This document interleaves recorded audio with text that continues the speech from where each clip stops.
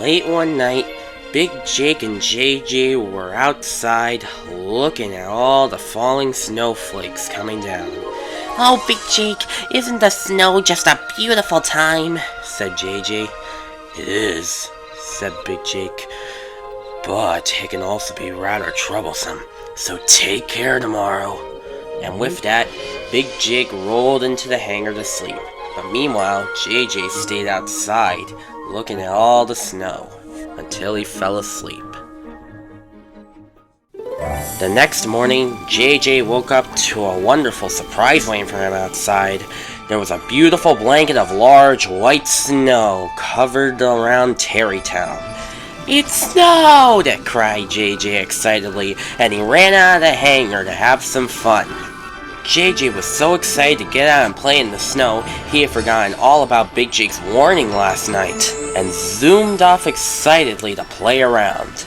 "This is what I call a winter wonderland," said JJ happily as he sped through the snowy skies.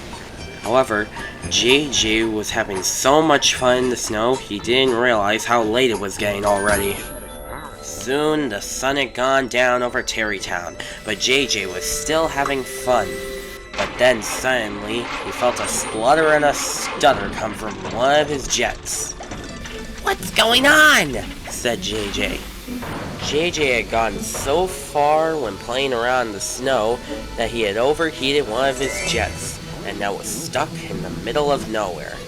Oh dear, said JJ to himself. "Now what am I gonna do?" And what was worse was that the snow was starting to come down again.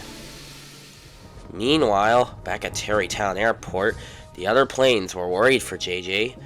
"Oh, he should have been back by now," said Big Jake. "We gotta go look for him. He could be lost," said Tracy. "Well, what are we waiting for then?" said Snuffy. "Let's get going."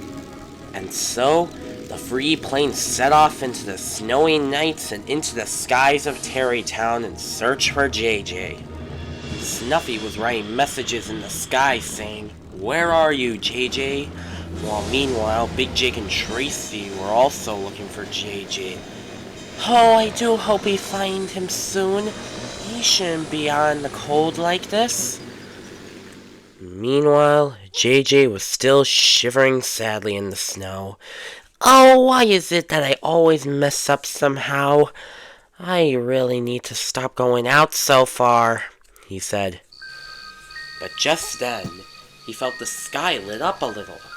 JJ looked up, and there he saw some beautiful colored lights in the sky. "Wow!" cried JJ. "That's amazing!" And then JJ saw two lights coming towards him.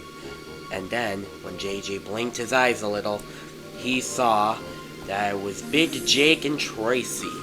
You found me, said JJ excitedly.